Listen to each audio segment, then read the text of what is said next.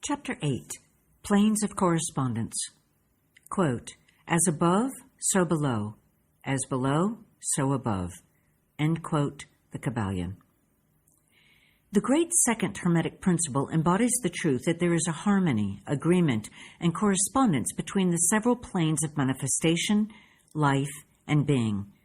This truth is a truth because all that is included in the universe emanates from the same source, and the same laws, principles, and characteristics apply to each unit or combination of units of activity as each manifests its own phenomenon upon its own plane. For the purpose of convenience of thought and study, the Hermetic philosophy considers that the universe may be divided into three great classes of phenomena, known as the three great planes, namely, 1, the great physical plane, 2, the great mental plane, 3, the great spiritual plane. These divisions are more or less artificial and arbitrary, for the truth is that all of the three divisions are but ascending degrees of the great scale of life, the lowest point of which is undifferentiated matter, and the highest point that of spirit. And moreover, the different planes shade into each other, so that no hard and fast division may be made between the higher phenomena of the physical and the lower of the mental, or between the higher of the mental and the lower of the physical. In short, the three great planes may be regarded as three great groups of degrees of life manifestation. While the purposes of this little book do not allow us to enter into an extended discussion of or explanation of the subject of these different planes, still we think it well to give a general description of the same at this point. At the beginning, we may as well consider the question so often asked by the neophyte, who desires to be informed regarding the meaning of the word plane, which term has been very freely used and very poorly explained in many recent works upon the subject of occultism. The question is generally about as follows: is a plane a place of having dimensions, or is it merely a condition or state? We answer, no, not a place, nor ordinary dimension of space, and yet more than a state or condition. It may be considered as a state or condition, and yet the state or condition is a degree of dimension in a scale subject to measurement. Somewhat paradoxical, is it not? But let us examine the matter.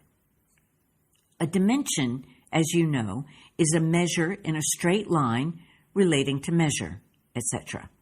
The ordinary dimensions of space are length, breadth, and height, or perhaps length, breadth, height, thickness, or circumference. But there is another dimension of created things, or measure in a straight line, known to occultists and to scientists as well, although the latter have not yet as applied the term dimension to it. And this new dimension, which, by the way, is the much speculated about fourth dimension, is the standard used in determining the degrees or planes. This fourth dimension may be called, quote, the dimension of vibration, end quote. It is a fact well known to modern science, as well as to the Hermetists, who have embodied the truth in their third Hermetic principle, that everything is in motion, everything vibrates, nothing is at rest. From the highest manifestation to the lowest, everything and all things vibrate. Not only do they vibrate at different rates of motion, but as in different directions and in a different manner. The degrees of the rate of vibrations constitute the degrees of measurement on the scale of vibrations. In other words, the degrees of the fourth dimension. And these degrees form what occultists call planes. The higher the degree of rate of vibration, the higher the plane, and the higher the manifestation of life occupying that plane. So that while a plane is not a place, nor yet a state or condition, yet it possesses qualities common to both. We shall have more to say regarding the subject of the scale of vibrations in our next lessons, in which we shall consider the Hermetic principle of vibration. You will kindly remember, however, that the three great planes are not actual divisions of the phenomena of the universe, but merely arbitrary terms used by the Hermetists in order to aid in the thought and study of the various degrees and forms of universal activity in life. The atom of matter, the unit of force, the mind of man, and the being of the archangel are all but degrees in one scale, and all fundamentally the same, the difference between solely a matter of degree and rate of vibration. All are creations of the all, and have their existence solely within the infinite mind of the all. The Hermetists subdivide each of the three great planes into 7 minor planes, and each of these latter are also subdivided into 7 subplanes, all divisions being more or less arbitrary, shading into each other, and adopted merely for convenience of scientific study and thought. The great physical plane and its 7 minor planes is that division of the phenomena of the universe which includes all that relates to physics, or material things, forces, and manifestations. It includes all forms of that which we call matter, and all forms of that which we call energy or force. But you must remember that the Hermetic philosophy does not recognize matter as a thing in itself, or as having a separate existence even in the mind of the all. The teaching are that matter is but a form of energy, that is, energy at a low rate of vibrations of a certain kind, and accordingly the Hermetists classify matter under the head of energy and give it to 3 of the 7 minor planes of the great physical plane. These 7 minor physical planes are as follows. 1. The plane of matter, A. 2. The plane of matter, B. 3. The plane of matter, C. 4. The plane of ethereal substance. 5. The plane of energy, A. 6. The plane of energy, B.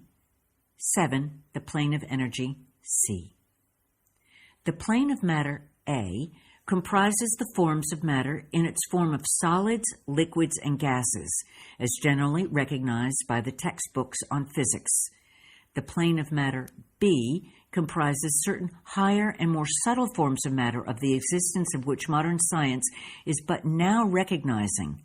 The phenomena of radiant matter in its phases of radium, etc., belonging to the lower subdivision of this minor plane. The plane of matter C comprises forms of the most subtle and tenuous matter, the existence of which is not suspected by ordinary scientists. The plane of ethereal substance comprises that which science speaks of as the ether, a substance of extreme tenuity and elasticity, pervading all universal space and acting as a medium for the transmission of waves of energy, such as light, heat, electricity, etc. This ethereal substance forms a connecting link between matter, so-called, and energy, and partakes of the nature of each. The Hermetic teachings, however, instruct that this plane has 7 subdivisions, as have all of the minor planes, and that in fact there are 7 ethers instead of but 1. Next, above the plane of ethereal substance, comes the plane of energy A, which comprises the ordinary forms of energy known to science, its 7 subplanes being respectively heat, light, magnetism, electricity, and attraction, including gravitation, cohesion, chemical affinity, etc., and several other forms of energy indicated by scientific experiments but not as yet named or classified. The plane of energy B comprises 7 subplanes of higher forms of energy not as yet discovered by science, but which have been called nature's finer forces, and which are called into operation in manifestations of certain forms of mental phenomena, and by which such phenomena becomes possible. The plane of energy C comprises 7 subplanes of energy so highly organized that it bears many of the characteristics of life, but which is not recognized by the minds of men on the ordinary plane of development, being available for the use on beings of the spiritual plane alone. Such energy is unthinkable to ordinary man and may be considered almost as, quote, the divine power, end quote. The beings employing the same are as gods compared even to the highest human types known to us. The great mental plane comprises those forms of living things known to us in ordinary life, as well as certain other forms not so well known except to the occultist. The classification of the 7 minor mental planes is more or less satisfactory and arbitrary, unless accompanied by elaborate explanations which are foreign to the purpose of this particular work. But we may as well mention them. They are as follows. 1. The plane of mineral mind. 2. The plane of elemental mind, A. 3. The plane of plant mind. 4. The plane of elemental mind, B. 5. The plane of animal mind. 6. The plane of elemental mind, C. 7. The plane of human mind. The plane of mineral mind comprises the, quote, states or conditions, quote, of the units or entities or groups and combinations of the same, which animate the forms known to us as minerals, chemicals, etc. These entities must not be confounded with the molecules, atoms, and corpuscles themselves, the latter being merely the material bodies or forms of these entities, just as a man's body is but his material form and not himself. These entities may be called souls in one sense and are living beings of a low degree of development, life and mind, just a little more than the units of living energy, which comprise the higher subdivisions of the highest physical plane. The average mind does not generally attribute the possession of mind, soul, or life to the mineral kingdom, but all occultists recognize the existence of the same, and modern science is rapidly moving forward to the point of view of the Hermetic in this respect. The molecules, atoms, and corpuscles have their loves and hates, likes and dislikes, attractions and repulsions, affinities and non-affinities, etc., and some of the more daring of modern scientific minds have expressed the opinion that the desire and will, emotions and feelings of the atoms differ only in the degree from those of men. We have no time or space to argue this matter here. All occultists know it to be a fact, and others are referred to some of the more recent scientific works for outside corroboration. There are the usual 7 subdivisions to this plane. The plane of elemental mind, A, comprises the state or condition and degree of mental and vital development of a class of entities unknown to the average man, but recognized to occultists. They are invisible to the ordinary senses of man, but nevertheless exist and play their part of the drama of the universe. Their degree of intelligence is between that of the mineral and chemical entities on the one hand and of the entities of the plant kingdom on the other. There are 7 subdivisions to this plane also. The plane of plant mind, in its 7 subdivisions, comprises the states or conditions of the entities comprising the kingdoms of the plant world, the vital and mental phenomenon of which is fairly well understood by the average intelligent person. Many new and interesting scientific works regarding mind and life in plants having been published during the last decade. Plants have life, mind, and souls, as well as have the animals, man, and Superman. The plane of elemental mind, B, in its 7 subdivisions, comprises the states and conditions of a higher form of elemental or unseen entities playing their part in the general work of the universe, the mind and life of which form a part of the scale between the plane of plant mind and the plane of animal mind, the entities partaking of the nature of both. The plane of animal mind, in its 7 subdivisions, comprises the states and conditions of the entities, beings, or souls animating the animal forms of life familiar to us all. It is not necessary to go into details regarding this kingdom or plane of life, for the animal world is as familiar to us as is our own. The plane of elemental mind, C, in its 7 subdivisions, comprises those entities or beings, invisible as are all such elemental forms, which partake of the nature of both animal and human life in a degree and in certain combinations. The highest forms are semi-human in intelligence. The plane of human mind, in its 7 subdivisions, comprises those manifestations of life and mentality which are common to man in his various grades, degrees, and divisions. In this connection, we wish to point out the fact that the average man of today occupies but the 4th subdivision of the plane of human mind, and only the most intelligent have crossed the borders of the 5th subdivision. It has taken the race millions of years to reach this stage, and it will take many, many more years for the race to move on to the 6th and 7th subdivisions and beyond. But remember that there have been races before us which have passed through these degrees and then on to higher planes. Our own race is the 5th, with stragglers from the 4th, which has set foot upon the path. And then there are a few advanced souls of our own race who have outstripped the masses and who have passed on to the 6th and 7th subdivision, and some few being still further on. The man of the 6th subdivision will be the superman. He of the 7th will be the overman. In our consideration of the 7 minor mental planes, we have merely referred to the 3 elementary planes in a general way. We do not wish to go into the subject in detail in this work, for it does not belong to this part of the general philosophy and teachings. But we may say this much, in order to give you a little clearer idea of the relations of these planes to the more familiar ones.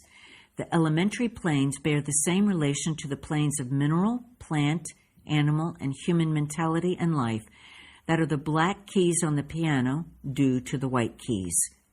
The white keys are sufficient to produce music, but there are certain scales, melodies, and harmonies in which the black keys play their part, in which their presence is necessary. They are also necessary as connecting links of soul condition, entity states, etc., between the several other planes, certain forms of development being attained therein. This last fact giving to the reader who can read between the lines a new light upon the processes of evolution and a new key to the secret door of the leaps of life between kingdom and kingdom. The great kingdoms of elementals are fully recognized by all occultists, and the esoteric writings are full of mention of them. The readers of Bulwer's Sanoni and similar tales will recognize the entities inhabiting these planes of life. Passing on from the great mental plane to the great spiritual plane, what shall we say?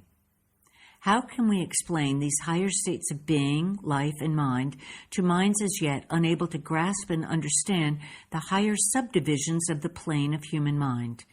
The task is impossible. We can speak only in the most general terms. How may light be described to a man born blind? How sugar to a man who has never tasted anything sweet? How harmony to one born deaf? All that we can say is that the 7 minor planes of the great spiritual plane, each minor plane having its 7 subdivisions, comprise beings possessing life, mind, and form as far above that of man of today as the latter is above the earthworm, mineral, or even certain forms of energy or matter. The life of these beings so far transcend ours that we cannot even think of the details of the same. Their minds so far transcend ours that to them we scarcely seem to think, and our mental processes seem almost akin to material processes. The matter of which their forms are composed is of the highest planes of matter. Nay, some are even said to be clothed in pure energy. What may be said of such beings? On the 7 minor planes of the great spiritual plane exist beings of whom we speak of as angels, archangels, demigods. On the lower minor planes dwell those great souls whom we call masters and adepts. Above them come the great hierarchies of the angelic hosts, unthinkable to man, and above those come those who may, without irreverence, be called the gods. So high in the scale of being are they, their being, intelligence, and power being akin to those attributed by the races of men to their conceptions of deity.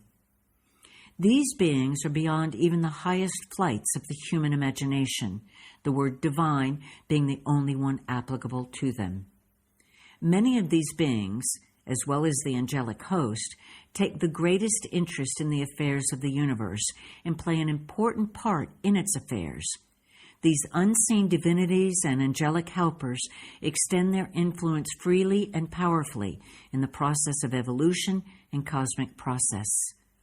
Their occasional intervention and assistance in human affairs have led to the many legends, beliefs, religions, and traditions of the race, past and present. They have superimposed their knowledge and power upon the world again and again, all under the law of the all, of course. But yet, even the highest of these advanced beings exist merely as creations of and in the mind of the all, and are subject to the cosmic processes and universal laws. They are still mortal. We may call them gods if we like, but they still are but the elder brethren of the race, the advanced souls who have outstripped their brethren and who have foregone the ecstasy of absorption by the all in order to help the race on its upward journey along the path. But they belong to the universe and are subject to its conditions. They are mortal, and their plane is below that of absolute spirit. Only the most advanced Hermetists are able to grasp the inner teachings regarding the state of existence and the powers manifested on the spiritual planes. The phenomena is so much higher than that of the mental planes that a confusion of ideas would surely result from an attempt to describe the same.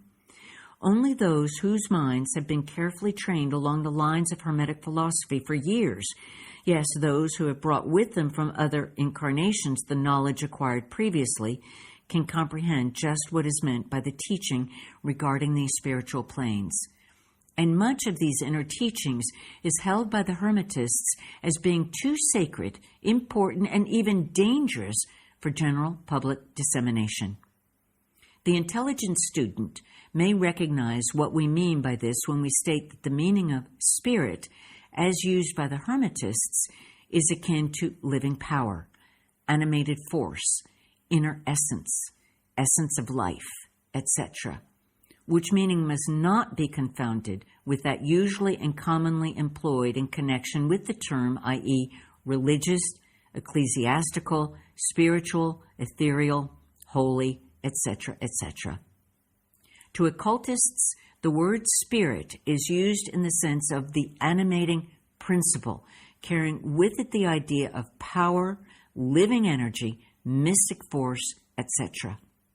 And occultists know that which is known to them as spiritual power may be employed for evil as well as good ends in accordance with the principle of polarity, a fact which has been recognized by the majority of religions in their conceptions of Satan, Beelzebub, the devil, Lucifer, fallen angels, etc. And so the knowledge regarding these planes has been kept in the Holy of Holies in all esoteric fraternities and occult orders, in the secret chamber of the temple. But this may be said here, that those who have attained high spiritual powers and have misused them have a terrible fate in store for them, and the swing of the pendulum of rhythm will inevitably swing them back to the furthest extreme of material existence, from which point they must retrace their steps spiritward along the weary rounds of the path, but always with the added torture of having always with them a lingering memory of the heights from which they fell owing to their evil actions. The legends of the falling angels have a basis in actual facts, as all advanced occultists know. The striving for selfish power on the spiritual planes inevitably results in the selfish soul losing its spiritual balance and falling back as far as it had previously risen. But to even such a soul, the opportunity of return is given, and such souls make the return journey, paying the terrible penalty according to the invariable law.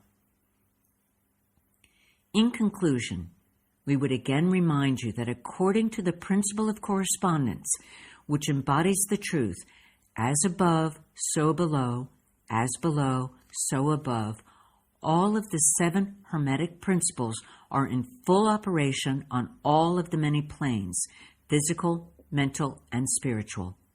The principle of mental substance, of course, applies to all the planes, for all are held in the mind of the all. The principle of correspondence manifests in all, for there is a correspondence, harmony, and agreement between the several planes. The principle of vibration manifests on all planes. In fact, the very differences that go to make the planes arise from vibration, as we have explained. The principle of polarity manifests on each plane, the extremes of the poles being apparently opposite and contradictory. The principle of rhythm manifests on each plane, the movement of the phenomena having its ebb and flow, rise and flow, incoming and outgoing. The principle of cause and effect manifests on each plane, every effect having its cause and every cause having its effect. The principle of gender manifests on each plane, the creative energy being always manifest and operating along the lines of its masculine and feminine aspects. As above, so below. As below, so above. This centuries-old Hermetic axiom embodies one of the great principles of universal phenomena. As we proceed in our consideration of the remaining principles, we will see even more clearly the truth of the universal nature of this great principle of correspondence. Here's an important question to ask yourself. What's your one takeaway from today's video? And if you're feeling sassy, like in a good way, how are you going to use it? Share it with me in the comments, and be sure to subscribe if you want to stay in the loop for new ways to shine your light, no matter what anyone has to say about it.